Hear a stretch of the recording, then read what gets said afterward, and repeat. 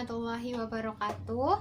Perkenalkan, nama saya Amrina Faikotus Soleha, NIM 14141818281. Saya dari Rombel 5A.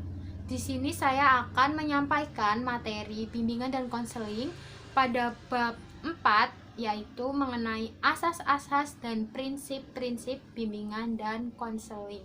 Nah, pada bab ini kita akan mempelajari serangkaian materi mengenai asas-asas dan juga prinsip bimbingan dan konseling. Bimbingan dan konseling memiliki 12 asas. Sedangkan prinsip pada bimbingan dan konseling secara garis besar dibagi menjadi dua, yaitu prinsip umum dan juga prinsip khusus. Baik, langsung saja kita memasuki materi yang pertama, yaitu asas-asas bimbingan dan konseling. Asas bimbingan dan konseling yang pertama adalah asas kerahasiaan. Asas kerahasiaan adalah asas yang menuntut dirahasiakannya seluruh data dan juga keterangan yang diberikan oleh klien atau dalam hal ini peserta didik sebagai sasaran layanan. Konselor atau guru pembimbing diwajibkan menjaga seluruh data dan keterangan tersebut sehingga kerahasiaannya benar-benar terjamin. Yang kedua ada asas kesukarelaan. Asas kesukarelaan merupakan asas yang menuntut adanya kesukaan dan kerelaan dari sisi klien atau dalam hal ini peserta didik dalam mengikuti serangkaian layanan atau kegiatan yang diperuntukkan baginya. Konselor atau guru pembimbing berkewajiban membina kesukarelaan pada diri kliennya. Asas yang ketiga adalah asas keterbukaan. Asas keterbukaan merupakan asas yang menghendaki klien atau peserta didik untuk bersikap terbuka, baik dalam memberikan keterangan mengenai dirinya maupun dalam menerima informasi dan materi dari luar yang berguna bagi pengembangan dirinya.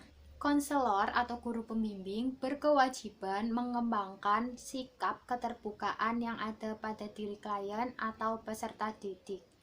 Untuk mengembangkan sikap keterbukaan tersebut, seorang konselor atau guru pembimbing terlebih dahulu harus memiliki sikap terbuka dan tidak berpura-pura.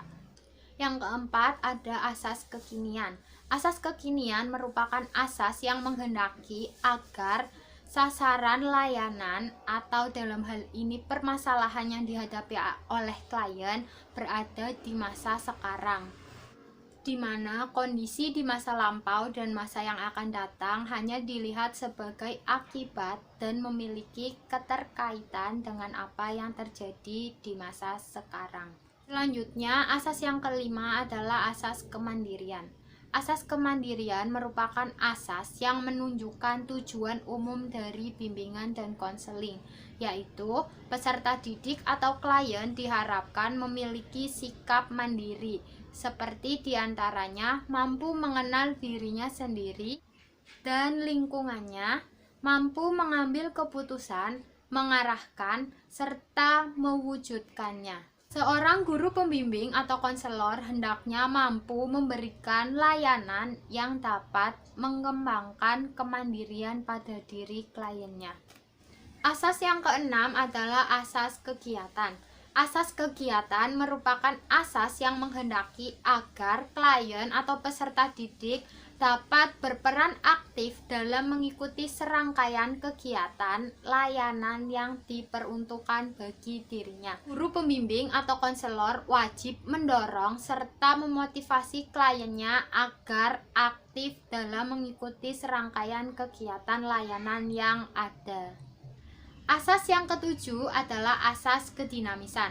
Asas kedinamisan merupakan asas yang menghendaki agar isi layanan yang diberikan kepada klien hendaknya terus bergerak maju, tidak monoton, terus berkembang, serta berkelanjutan sesuai dengan kebutuhan dan proses atau tahap perkembangannya. Selanjutnya, asas ke-8 adalah asas keterpaduan. Asas keterpaduan merupakan asas yang menghendaki agar layanan bimbingan dan konseling baik yang diberikan oleh guru pembimbing maupun pihak lain, dapat memiliki hubungan yang harmonis, saling mendukung, dan memiliki keterpaduan. Asas yang kesembilan adalah asas kenormatifan. Asas kenormatifan merupakan asas yang menghendaki agar segenap layanan bimbingan dan konseling yang diberikan harus berdasarkan norma-norma yang berlaku dalam kehidupan. Yang ke-10 ada asas keahlian. Yang dimaksud dengan asas keahlian adalah pelayanan, bimbingan, dan konseling harus dilakukan oleh seseorang yang ahli dan profesional, karena usaha bimbingan harus dilakukan secara teratur dan juga sistematis dengan menggunakan teknik serta alat-alat yang memadai. Selanjutnya yang ke-11 ada asas alih tangan. Yang dimaksud dengan asas alih tangan adalah jika ada permasalahan-permasalahan tertentu yang tidak dapat diselesaikan oleh seorang konselor, harus dilempar atau dialih tangankan ke seseorang yang lebih ahli dalam bidang tersebut.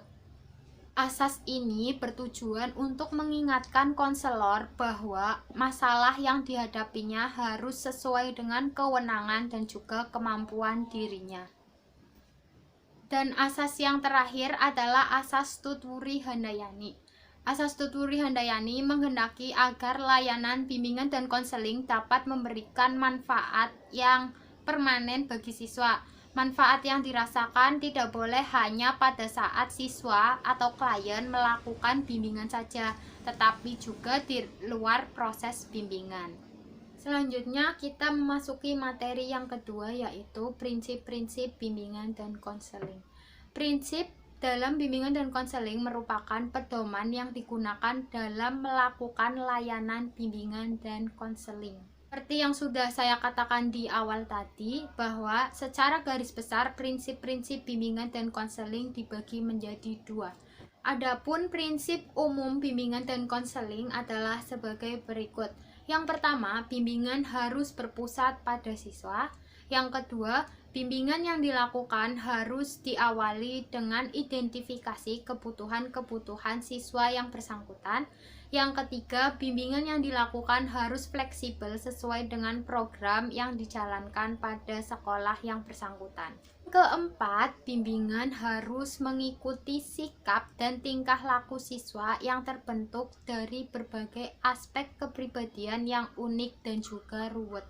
Yang kelima, bimbingan yang diberikan kepada siswa harus tepat dan sesuai dengan kebutuhan siswa yang bersangkutan, karena siswa yang dibimbing memiliki karakter-karakter dan kebutuhan-kebutuhan yang berbeda-beda. Yang keenam adalah jika masalah yang dihadapi tidak dapat diselesaikan oleh pihak sekolah, maka masalah tersebut harus diserahkan kepada pihak yang lebih ahli atau lembaga yang memiliki wewenang untuk melakukannya. Yang ketujuh, pelaksanaan program bimbingan harus dipimpin oleh petugas yang ahli dalam bidang bimbingan dan sanggup bekerja sama dengan para pembantunya, serta dapat dan bersedia menggunakan sumber-sumber yang berguna dari luar sekolah. Yang terakhir, program bimbingan harus senantiasa diadakan penilaian yang teratur agar dapat mengetahui sampai mana hasil dan manfaat yang diberikan dari bimbingan yang telah dilakukan. Kedua adalah prinsip khusus bimbingan dan konseling. Prinsip khusus bimbingan dan konseling meliputi prinsip-prinsip yang berkenaan dengan sasaran layanan, prinsip-prinsip yang berkenaan dengan permasalahan individu, prinsip-prinsip yang berkenaan dengan program layanan, dan prinsip-prinsip yang berkenaan dengan pelaksanaan pelayanan. Sekian materi yang dapat saya sampaikan. Mohon maaf apabila ada kesalahan dan juga kekurangan. Semoga bermanfaat. Wassalamualaikum warahmatullahi wabarakatuh.